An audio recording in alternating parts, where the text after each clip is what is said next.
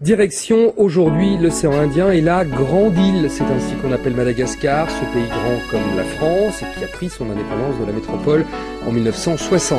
Aujourd'hui, Madagascar traverse une nouvelle crise politique majeure. Le maire de la capitale a rentré le président Ravalomanana avec le soutien de l'armée, mais Andry Rajoelina se trouve à son tour contesté par des manifestants dans les rues de Antananarive, mais aussi par la communauté internationale qui ne reconnaît pas ce coup d'État.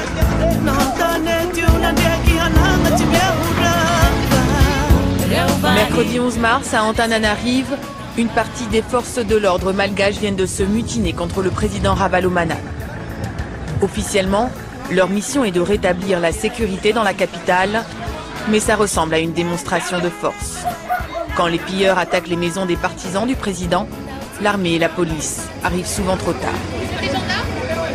On va pour sécurité là-bas parce qu'on a entendu qu'il y a des pillages là-bas. Des pillages? Mais il y a un coup d'État ou pas? Non, pas de coup d'État. Merci. Pas de coup d'État, nous assure-t-on, mais en coulisses, une véritable stratégie de prise de pouvoir se met en place. L'armée et l'opposition ont un but commun, pousser le chef d'État à la démission. Dans la banlieue de la capitale, une villa sert de quartier général à l'opposition.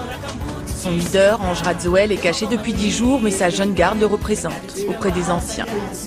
Ce jour-là, il s'agit de trouver des arguments pour justifier le refus de négocier avec le pouvoir.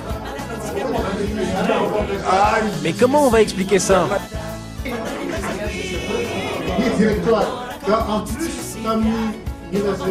En plus, la communauté internationale disait hier qu'on provoquait le chaos.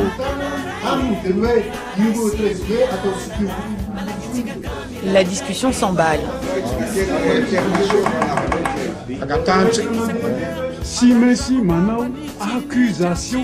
Nous devons faire une accusation en règle. Il faut trouver des chefs d'inculpation.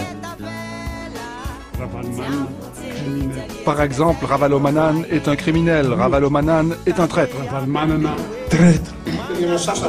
Certains participants ont assisté à d'autres prises de pouvoir et sont experts en la matière. Les plus jeunes écoutent avec attention, mais ce sont eux qui prennent la parole. À Madagascar, Andry Rajoelina a prêté serment aujourd'hui, officiellement, devant des milliers de partisans. Il s'est engagé à respecter les lois en vigueur dans le pays. Des propos destinés bien sûr à rassurer tous ceux qui se demandent qui est et que veut Andry Rajoelina. Le point avec Sylvain Lequier. Devant plus de 40 000 personnes rassemblées dans ce stade d'Antananarivo, Andry Rajoelina prête serment. À 34 ans, l'ancien disque-jockey, ancien patron de presse, est officiellement intronisé président de transition de Madagascar. Une investiture en forme de consécration pour le nouvel homme fort de l'île, 4 jours après avoir chassé du pouvoir Marc Ravalomanana, le chef de l'État démocratiquement élu. Je jure que j'utiliserai toutes mes forces pour mon pays et pour faire le bien du peuple malgache. Mais dans le stade, aucun diplomate étranger, la communauté internationale, après plusieurs jours d'hésitation, dénonce désormais un coup d'État. Les États-Unis condamnent le processus au cours duquel le président Marc Ravalomanana a été forcé à démissionner de la présidence malgache. Et le processus non démocratique, contraire aux règles de droit, qui a installé de facto Andry Rajoelina à la tête de l'État. Cette série d'événements équivaut à un coup d'État et les États-Unis vont suspendre leur aide à Madagascar.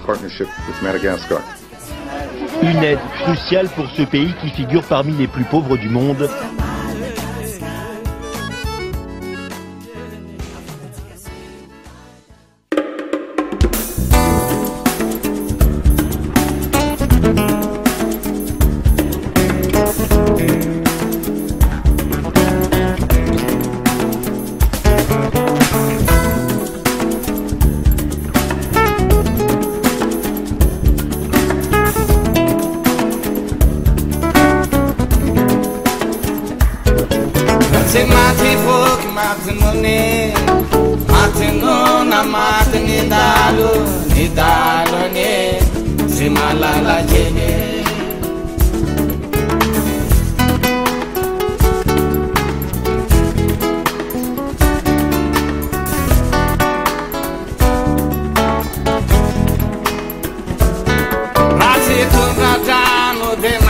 Andanete, Nikanete, Miss Nyandame, Andamelane, Anandandaine.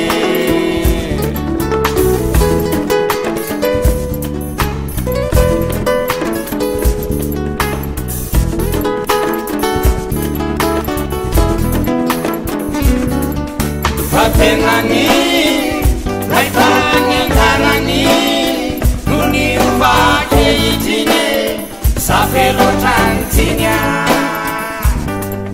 Fatenani, Laitani, Tarani, Nuni Uba, Keitine, Sapelo Tantinia.